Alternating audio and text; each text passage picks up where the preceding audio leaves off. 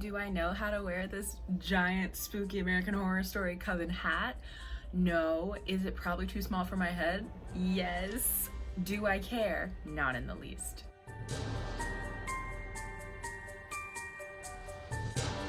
I'm also utterly heartbroken that my face and this shirt do not fit in frame together because this is my favorite shirt ever. What's up guys, it's V Renee. Welcome to my channel, or welcome back to my channel. I'm in a great mood if you couldn't tell, because today we're actually talking about one of my favorite books ever.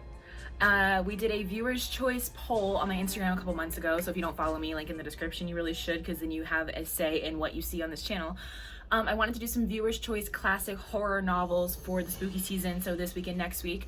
And we had a poll between this book and The Exorcist by William Peter Blatty, and this book won out. So today we're talking about Stephen King's Carrie. I love this book. I'm actually going to put a clip from a favorite books of all time video I did a couple years ago where I named this my favorite book of all time. Surprise to anyone, but my all-time favorite book is Carrie by Stephen King, and it ends with a lot of murder and death and blood because it's Stephen King. That was before I read We Have Always Lived in the Castle, which is my new favorite book of all time, but this is like top 3 favorite book. Read it. I literally read this every year around this time, reread this, because it's short, it's scary, it's impactful, it's beautiful, it's sad, it's stunning. It is also full of problematic language because it came out in '77, and that is bothersome to say the least. 1974, because the Brian De Palma film adaptation came out in 1976, but the book is set in 1979. I don't know. Anyway, there's some shitty language in this. If you don't know, a lot of people know the bullet points of the Carrie story. Essentially, Carrie White is a high school student. She lives with her mother, who is like a religious zealot, and is very abusive towards her. And this kind of carries over into her school life. She doesn't really have a reprieve at school because she's kind of awkward and weird and dresses funny because of her mother. And because of this, she's the scapegoat. Like, everyone bullies her. Nobody really likes her. It all culminates in her hitting puberty very late, like 16 years old, getting her period in the shower in gym class, all the other girls witnessing it, the girls like throwing tampons at her and screaming at her to plug it up, not really realizing that it's her first period, and she's like freaking out. And so the onset of puberty sort of is the catalyst for the telekinetic abilities that Carrie White has, referred to as TK a lot in this book.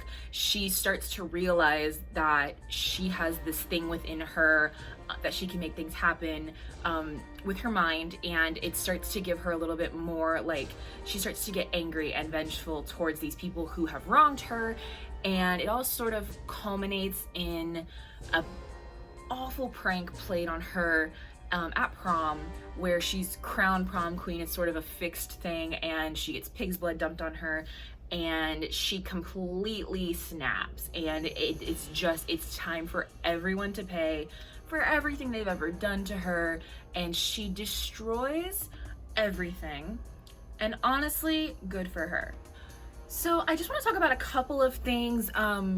This is not the first book that Stephen King ever wrote, but this was his debut novel. He wrote 3 books before this, and this one he started writing. He wrote like the shower scene, which was the first scene, and was like, this is stupid, and threw it away. And his wife Tabitha King actually dug it up out of the trash and was like, this is really good, you need to work on it. And she helped him with like the female perspective, because something I've talked about before about Stephen King and about another author, Paul Tremblay, who I really love, is they have a really interesting way of talking about the teenage girl mind, despite never having been teenage girls.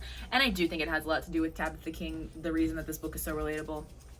So I do want to just give credit where credit is due to Tabitha King for saving this book, giving it to us, making Stephen finish it, and helping him make it very relatable to women. So I really like something that Stephen does in this book is it's omniscient third person. So we get into the heads of like Carrie, we get into the head of Sue Snell, who is one of the girls who is involved in the Plug It Up scenario, but then feels remorse because of it, and so asks her really popular boyfriend to take Carrie to prom as like an I'm sorry. And Chris Hargensen, who is the ringleader of the bullies and who got pretty much like in the most trouble because she is like the worst one, and so she's got like a huge vendetta against Carrie. She comes up with the pig blood scenario. She is the worst human being in literature. But the reason I was saying that is because you get into the heads of these characters, but then you also are constantly interspersed with newspaper articles, with testimonies from, and it's the after stuff. So it's like newspaper articles about the night, newspaper articles about Carrie, research done about Carrie after the fact of prom night, testimonies from like the book that Sue Snell writes, books from other survivors. You get like little snippets of the science and research that has been done since what Carrie did, and like how the telekinetic gene is like a recessive thing, like hemophilia, and it's just really interesting how they like sparse everything and kind of like give you these tidbits out of order. Like you learn that Tommy Ross, who's the one that takes Carrie to prom, dies way before like he even asks her to prom. It's like mentioned in one of the articles, so you are constantly like being pulled out of the narrative and into like the aftermath, and you're like, what is gonna if you've never read it before or know what's gonna happen, you're like, what the hell is gonna happen that's gonna make all this like research and journalism and like novels written about this, like what the hell is gonna happen, like what is Carrie gonna do, like why does Tommy die, like he seems nice, what the hell does he do, like you have no idea where this is leading up to if you've never like heard of it before. It's so, I just imagine like reading this for the first time back in the 70s must have been like a game changer. Like I really enjoyed the way that it's interspersed with real world like newspaper articles and the like. Stephen King does this a lot. He also does something I really enjoy, which is, even though we're in omniscient third person, he will intersperse the thoughts of the characters in like parentheses. So I actually have a couple examples that I want to talk about. So I'm going to take a picture of this section. It's page 179 in part 2 of Carrie, which is entitled Prom Night. This is kind of what happens to Tommy and like how he ends up dying. So spoiler alert for Carrie, I guess, even though it came out 45 years ago. For Tommy Ross, age 18, the end came swiftly and mercifully and almost without pain. He was never even aware that something of importance was happening. There was a clanging, clashing noise that he associated momentarily with, there go the milk buckets, a childhood memory of his Uncle Galen's farm, and then with somebody dropped something, the band below him. He caught a glimpse of Josie Vreck looking over his head. What have I got, a halo or something? And then the quarter full bucket of blood struck him. The raised lip along the bottom of the rim struck him on the top of his head, and hey, that hurt. He went swiftly down into unconsciousness. So that happens a lot, and with Carrie as well. So it's really, really interesting to write the book in third person so that you can get perspectives from everyone in a sort of omniscient way of like acknowledging what they're doing and sort of acknowledging the different perspectives of what's happening, and but still like getting inside their head in this like stream of consciousness way that makes you empathize with whoever's head that you're in. Like it's really, really interesting. I really enjoyed it a lot. And I wanted to point it out because good God, did I not realize until I reread this year and took notes on it for this video, how much I rip off from Carrie. So if you've read any of my books, you know bullying is a huge theme, religious zealotry is a huge theme, blood is like the main motif of both this book and my own books. I also specifically pulled two things from Carrie subconsciously into my own books. The first thing, there is a line in here that says, and then the world exploded, and there is a line that's exactly, except for the world is replaced with a spoiler I'm not going to tell you, in Accidental Evils. Like the end of the chapter, that's my end of a chapter. It was like, I was like, oh my God, I fucking plagiarized Stephen King basically. And then the other thing that I didn't realize I pulled from this book is the fact that burning human flesh smells like pork. He mentions that specifically. I also mention that specifically in my books. I write YA paranormal with horror elements, if you don't know. Sorry if that's gross to you, but that is true. And I guess I learned that from Carrie, so thanks. Another example of how those stream of consciousness interjections give us like a lot of insight into the character that we're seeing from, even though it's omniscient, it is like you're with this particular character. Right after the blood thing happens and Tommy dies, Carrie's running off the stage, like through the crowd, and everybody's laughing at her. Things began to speed up. She was out through the door, out into the lobby, then flying down the stairs that she and Tommy had swept up so grandly 2 hours ago. Tommy's dead, full price paid, full price for bringing a plague into the place of light. She went down them in great awkward leaps, with the sound of the laughter flapping around her like blackbirds.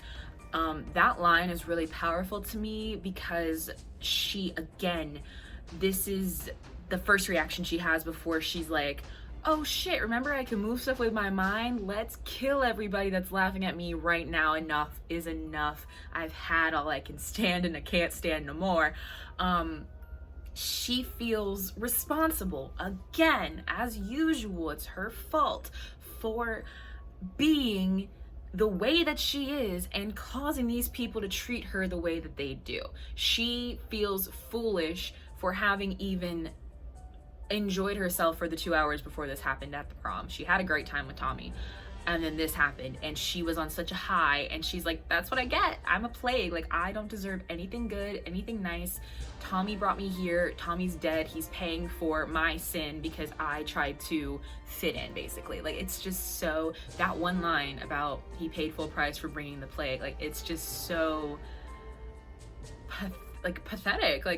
It's so, I get emotional if I talk about Carrie White for too long, because Carrie never stood a chance. Like, she never was gonna have a good time, because getting into her mom a little bit more, like, once she starts to develop this TK and utilize it to protect herself from her mother, because her mother is very abusive, her mom is terrified of her because her mom is a religious zealot and thinks that she's a witch, and Carrie's kind of like, fuck around and find out, like, see what I do to you if you keep abusing me. I'm going to prom. I need to try to be normal. You have made me into a freak and everyone hates me. Like, stop. This is enough, kind of thing. Her mom, once Carrie makes that decision and goes to prom, her mom is plotting to kill her when she gets home. Her mom is literally like, thou shalt not suffer a witch to live. I'm going to stab my daughter and kill her when she gets home from this sinful prom. So, like, even if everything had gone beautifully and perfect at prom, and like she hadn't snapped, she would have got stabbed by her mom when she got home, and she still gets stabbed by her mom when she gets home. So, like, there was too much friction in her life because of the way her mother was. It caused the friction with her peers, and then if she tried to straighten out and like be influenced by her peers and like follow after her peers, her mother was going to fuck her up. Like, there was never a chance because of Margaret White. So once Carrie gets out and she loses it and she's like, oh yeah, remember, I'm a bad bitch and I'm gonna kill everyone, she locks them in the gym with her TK, all the students that were there that were laughing at her, all the teachers, everybody. She locks everybody in, she turns on the sprinklers, and then has like the wiring starts to electrocute people, and then it starts to set the decorations on fire, and then it turns into like this raging inferno with all the kids locked inside, which, like, absolutely, you know, no judgment here, baby. You do what you gotta do. Those people were assholes. Like, it's one of those things where you're like, did you murder 67 people in this gym? Yeah. Do I think you were entitled to that? Abso-fucking-lutely. Sorry, like, maybe don't laugh at people when they get pig's blood poured on them in public. Like, what the fuck are you talking about? Again, Carrie White did nothing wrong. I do want to talk about the physical ramifications of her TK, because that's what ends up killing Carrie. Like, she does get stabbed by her mom, but I think her cause of death, like, again, we get like a death certificate from Carrie, because we get like the aftermath interspersed within. It's like a coronary, like she has like a pulmonary embolism, a coronary, I have a book in front of me, let me just look, why don't I? Cause of death: hemorrhage, shock, coronary occlusion, and or coronary thrombosis possible. So there is a part right after because what she does is she goes out of the school, she opens all the fire hydrants, there's no water pressure, so that once the fire department comes, they can't put the fire out. She's really just like, no, everyone dies today. Smiling, staggering, her heart beating at over 200 per minute, she began to walk down towards Grass Plaza. She was unaware that she was scrubbing her bloodied hands against her dress like Lady Macbeth, or that she was weeping even as she laughed, or that one hidden part of her mind was keening over her final and utter ruin. Because she was going to take them with her, and there was going to be a great burning until the land was full of its stink. Wow. So, yes, Carrie is fully going for it, and I am here for it. So she's walking through the town, and she's passing all the gas stations, and she's like, let's unhook this nozzle and turn it on. So there's gas all over the place, because it's the 70s and everyone smokes. There's 2 different gas station explosions from someone throwing a lit cigarette on the ground. 2 times this happens. Once it's just a man walking and he throws a cigarette and then the place explodes. The second time it's an ambulance driver flicking his cigarette butt out the window as he drives some victims from the other fire to the hospital. I'm just like, the message in this is that smoking kills literally all the time. And I also want to talk about Sue Snell, because Sue, I feel like even though this book is about Carrie and this book is called Carrie, this book is about Sue, and it's about a person who does a bad thing, wants to make it right, but doesn't want to like face themselves and their shitty behavior. They just want to kind of like make it go away, and in return like they blossom into adulthood from having to like face their shit basically. And that all culminates in the fact that when Carrie is doing all the destruction, everybody kind of knows it's her. She kind of uses her psychic reach and her mind power to kind of be like, it's Carrie White, it's Carrie White, it's Carrie White. She wants everyone to know it was her. And everybody who's talked in like testimonies and like police interviews after the fact were like, it was Carrie. And they were like, did you see her? And they were like, no. And like, do you know who Carrie is? And they're like, no. Like, how do you know it was Carrie? Like, I don't know, I just do. Sue goes wandering, trying to be, because she stayed home from the prom obviously since Tommy took Carrie, and she was like, what the hell is going on? She finds Carrie once Carrie is like dying from the strain that this amount of TK has put on her body, and also she has a knife in her shoulder from her mother, so she's also like dealing with that. And she finds Carrie kind of reaches into her brain and is like, I want to know, because she thinks that Sue planned it. Like, she thinks that this was all Sue's idea, and she's like, you know, wants the truth. So she kind of digs into Sue's mind a little bit. She finds no ill will for Carrie personally, no plan to get her in front of everyone and undo her. The feverish feeling of being in her most secret corridors began to fade. She felt Carrie pulling back, weak and exhausted. Why didn't you just leave me alone? Carrie, Mama would be alive. I killed my mama. I want her. Oh, it hurts my chest, hurts my shoulder. I want my mama. Carrie, and there was no way to finish that thought. Nothing there to complete it with. Sue was suddenly overwhelmed with terror, the worst because she could put no name to it. The bleeding freak on this oil-stained asphalt suddenly seemed meaningless and awful in its pain and dying. She tried to pull away, to disengage her mind, to allow Carrie at least the privacy of her dying, and was unable to. She felt that she herself was dying and did not want to see this preview of her own eventual end. Carrie, let me go. Mama, mama, mama. The mental scream reached a flaring, unbelievable crescendo and then suddenly faded. For a moment, Sue felt as if she were watching a candle flame disappear down a long, black tunnel at a tremendous speed.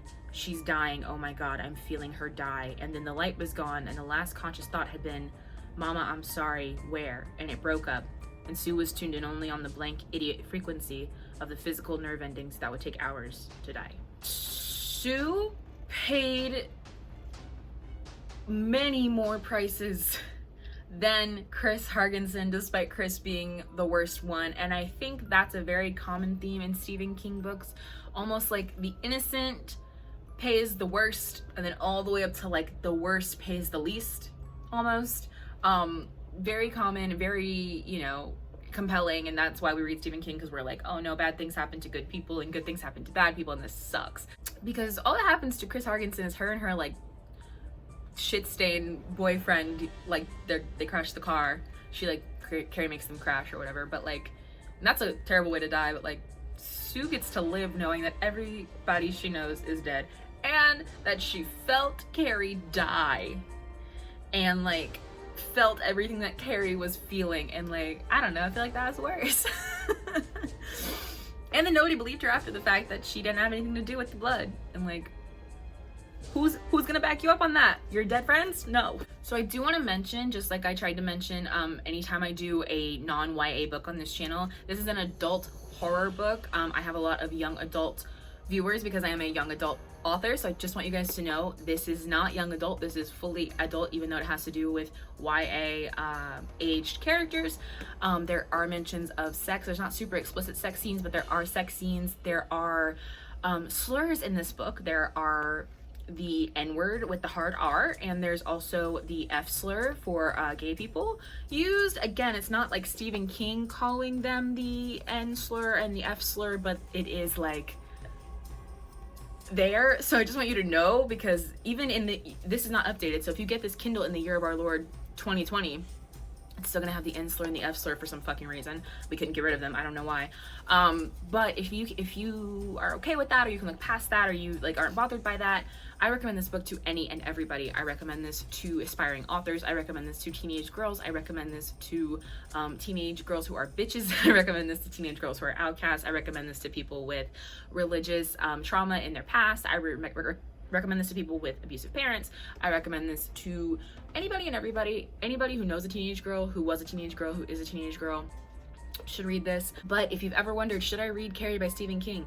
Yes, if you like to be sad for people and then watch them kill everybody and then be happy that people are dying. Like this book makes you be like, am I a bad person because I want all these fuckers to burn? And the answer is no. No, they all deserve it. But like, it'll make you be like, am I a psychopath? I don't know. I don't know you, but like, not because of this book. So I know this wasn't my usual like hour-long in-depth line by line analysis of a book, because I usually only do that with books I don't like. And again, you can tell I love this book. I don't really have a problem with it, besides the fact that there are still fucking slurs in it and we couldn't edit those out. I didn't want to go too in-depth and spoil things for you, besides like the general plot points and a couple little spots. But still, it's a great read. It's really quick. I think it's 290 pages. Yeah, 253 pages. You can read this in a day, no big deal. If you live in a place with fall weather, you little bitch, you can go out and read this on your little patio porch, like a warm chai latte and a scarf, and go fuck yourself. It's 95 degrees here right now. But I make videos every single Tuesday, and next week is the second viewer's choice from my friends over on Instagram, and this one beat out Bram Stoker's Dracula. We are going to be talking about Mary Shelley's Frankenstein, and I am thrilled. I cannot wait. I hate Dracula, love vampires, hate the book Dracula, and so that could have been a cringe review, but you guys actually chose one of my faves, and so like I'm pretty stoked. I will see you then. Bye.